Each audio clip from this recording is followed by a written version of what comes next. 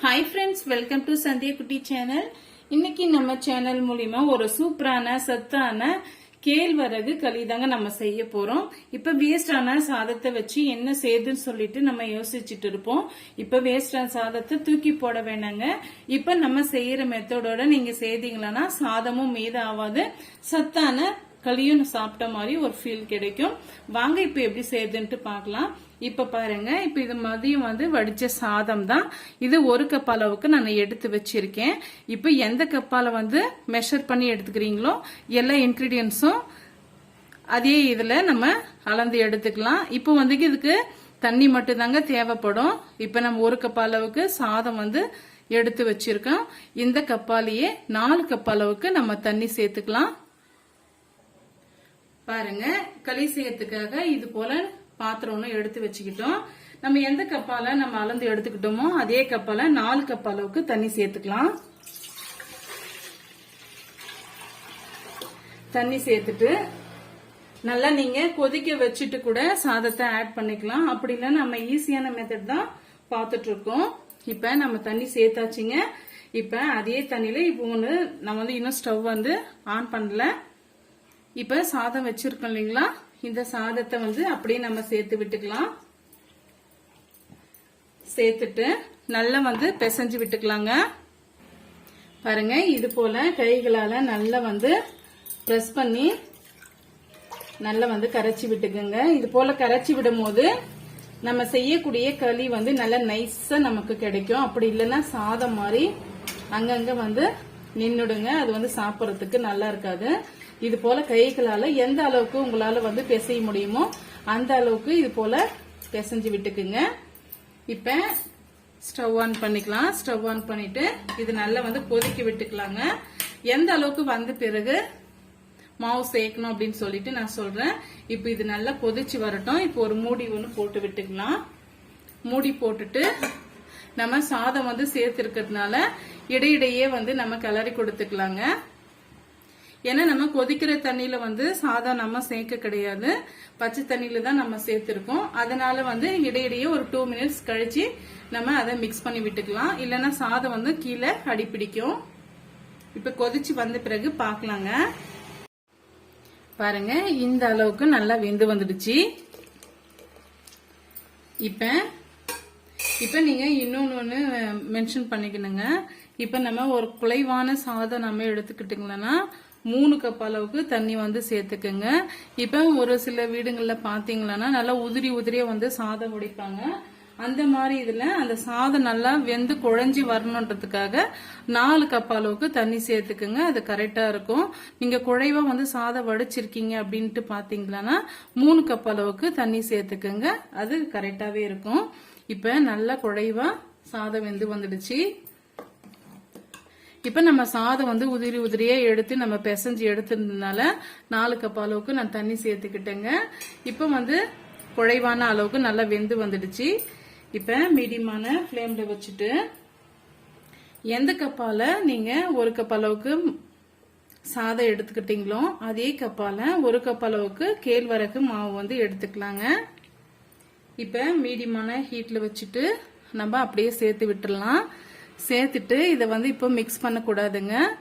மீடியமான ஹீட்ல வச்சு 5ல இருந்து ஒரு 10 நிமிஷத்துக்கு மீடியமான ஹீட்லயே அப்படியே நல்லா வெந்து வரட்டும். வெந்து வந்த பிறகு நம்ம பார்க்கலாங்க. இப்ப லேசா இது போல மூடி போட்டு விட்டுடலாம்.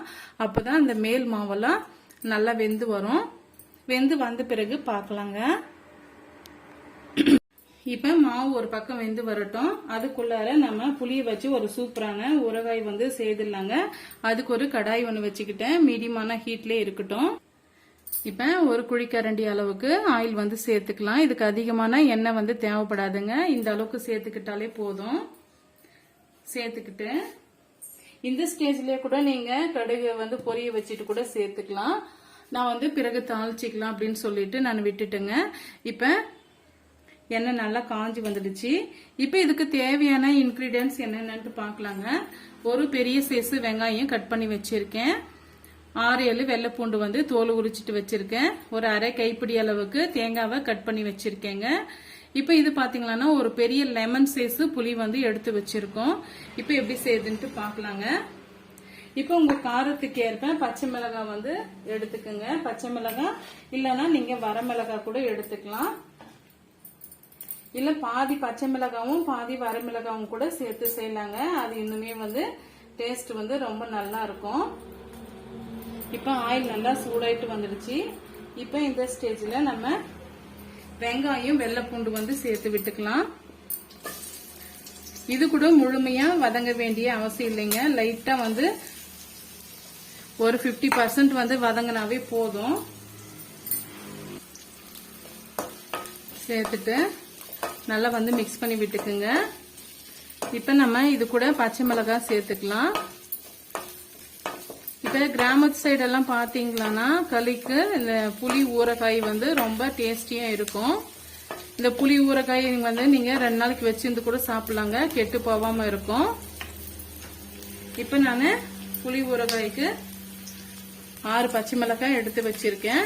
நீங்க எந்த அளவுக்கு வந்து புளி எடுக்கிறீங்களோ அதுக்கு தகுந்தாற் போல நீங்க பச்சை மிளகாய் வந்து சேர்த்துக்குங்க. இல்ல மைல்டான காரம் வேணும்னா அதுக்கு தகுந்த போல நீங்க காரத்தோட அந்த பச்சை மிளகாவோட அளவை வந்து குறைச்சிக்குங்க. அது கீறிட்டு கூட நீங்க சேர்த்துக்கலாம். பாருங்க இந்த ஸ்டேஜ்ல நம்ம எடுத்து வச்சிருக்க புளிய வந்து ஆட் பண்ணிக்கலாம். இது முழுமையா வந்து வதங்க வேண்டிய அவசியமே இல்லைங்க. ஜஸ்ட் வந்து ஒரு 2 மினிட்ஸ்க்கு வதங்கி வந்தாவே போதும். இது கூட நம்ம எடுத்து வச்சிருக்க தேங்காயை சேர்த்து விட்டுக்கலாம்.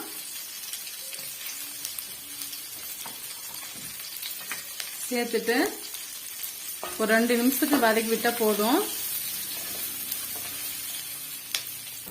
இப்போ இந்த ஊறுகாய்க்கு தேவையான அளவுக்கு நம்ம உப்பு சேர்த்துக்கலாம். நான் வந்து 1/2 டீஸ்பூன் அளவுக்கு உப்பு சேர்த்துக்கிறேன்.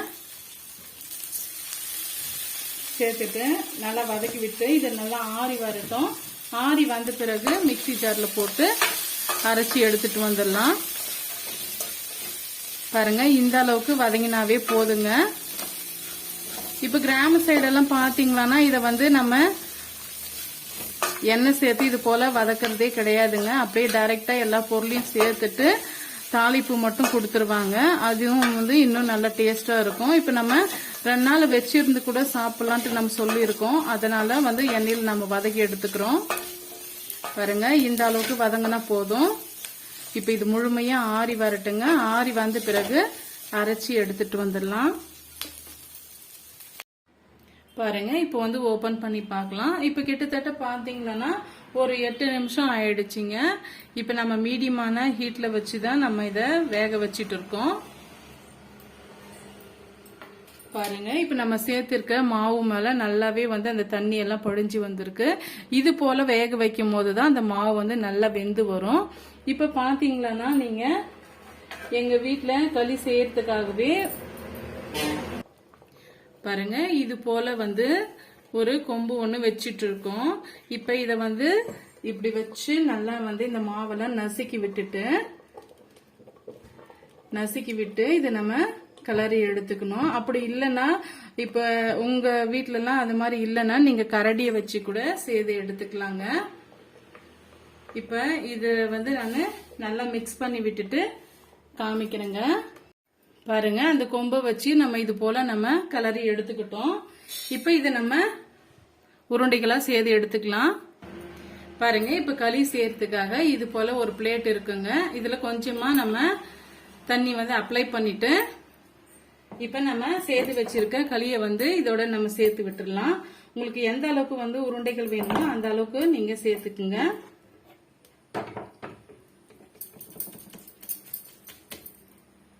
பாருங்க இது போல நம்ம சேர்த்து விட்டுக்கிட்டோம். சேர்த்து விட்டுட்டு கைகளால இது போல நீங்க தட்டி விட்டீங்கன்னா ஈஸியாவே உருண்டைகளா ஃபார்ம் ஆயிட்டு வந்துடும். இது போலதான் வந்து ஹோட்டல்ல எல்லாம் செய்வாங்க.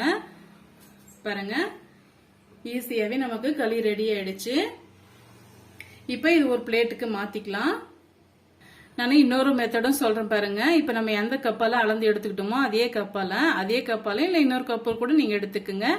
இது போல ரவுண்ட் ஷேப் உள்ள ஒரு பவுல் ஒண்ணு எடுத்துக்குங்க. தண்ணி வந்து இதுல லேசா அப்ளை பண்ணிக்கோங்க. அப்ளை பண்ணிட்டு நம்ம சேர்த்து வச்சிருக்க களியை வந்து இதோட நம்ம சேர்த்து விட்டுடலாம். இப்ப களி செய்யற பிளேட் இல்லைன்னா இந்த மெத்தடை வந்து நீங்க ஃபாலோ பண்ணிக்கோங்க. இது போல சேர்த்துட்டு இது போல நல்லா உருண்டைகளா நீங்க செய்து எடுத்துக்கலாம்.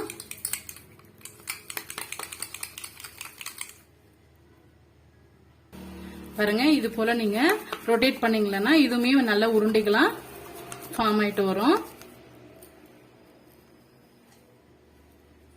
பாருங்க சூப்பரா வந்து நம்ம களி வந்து ரெடி ஆயிடுச்சு. கைகளை வந்து ஒட்டி வரக்கூடாதுங்க. அதுதான் வந்து கரெக்டான பக்குவத்துல நம்ம களி செய்திருக்கோன்றது அர்த்தம். இப்ப இது பிளேட்டுக்கு நம்ம மாத்திட்டு ஊறுகாயை நம்ம அரைச்சி எடுத்துட்டு வந்துடலாம். பாருங்க நம்ம புளியை வந்து அரைச்சி நம்ம இது போல எடுத்து வச்சுக்கிட்டோம். இப்ப இதுக்கு ஒரு தாளிப்பு ஒன்று கொடுத்துடலாம்.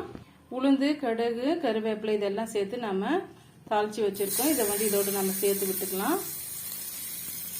இதை நல்லா வந்து மிக்ஸ் பண்ணி விட்டுக்கலாங்க. பாருங்க புளி ஊறுகாயும் கேழ்வரகு களியும் வந்து நம்ம ரெடி பண்ணிக்கிட்டோம்.